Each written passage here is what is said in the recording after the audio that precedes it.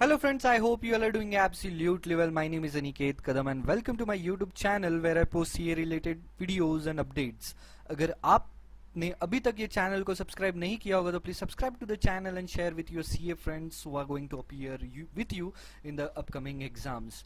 So in this amazing video we are going to see the difference between the statements and the guidance note, जो कि हमेशा audit के कौन से तो भी आंसर में आता रहता है. Statement issued by the ICAI, guidance note which is issued by the ICAI और एनी अथॉरिटी जैसे कि गवर्नमेंट, जीएसटी हो सकता है, इनकम टैक्स हो सकता है, ये सब गाइडेंस नोट या स्टेटमेंट इशू करते रहते हैं. तो सबसे पहले देखते हैं कि व्हाट आर स्टेटमेंट्स.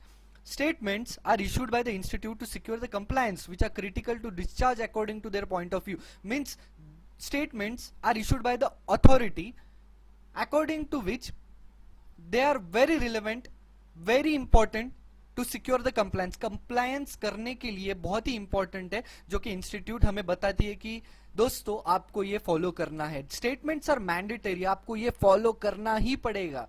उसके बाद duty of the members, members मतलब चार्टर्ड अकाउंटेंट्स को ये फॉलो करना पड़ेगा, ऐसे ये स्टेटमेंट्स बोलता है. उसके आगे मैं बोलता हूं कि what do you mean by guidance note. तो दोस्तों गाइडेंस नोट जैसे कि नाम ही बताता है, गाइडेंस जो कि दे रहा है, गाइडेंस हमारे प्रोफेशनल्स को.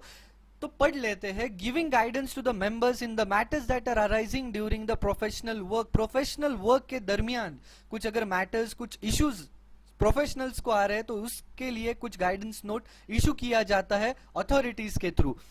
ये एक असिस्टेंस होता है इशू रिजॉल्व करने के लिए, जो डिफिकल्टी लाते हैं हमारे काम के बीच में. Desired assistance in resolving the issue they may pose difficulty should follow the guidance note in his own professional judgement. आपके हिसाब से आपको फॉलो करना है या नहीं करना है, आपके ऊपर निर्भर है ये सब.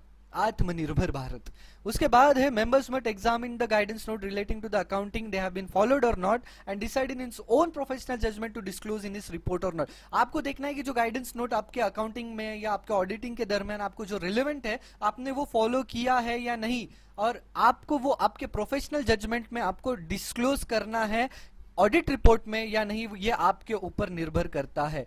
उसके बाद है guidance note are recommendary in nature, मतलब आपको लेना है, फॉलो करना है या नहीं करना है, ये आपके ऊपर है. जैसे कि स्टेटमेंट में मैंने बोला था they are mandatory in nature.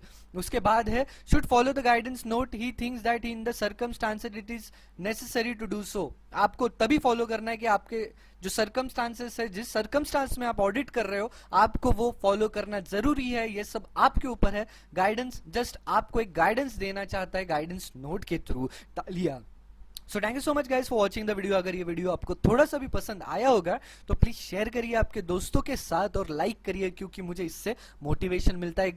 इस वीडियो को मैं सिर्फ 50 लाइक्स का टारगेट रखता हूं. Thank you so much. Keep smiling and study hard.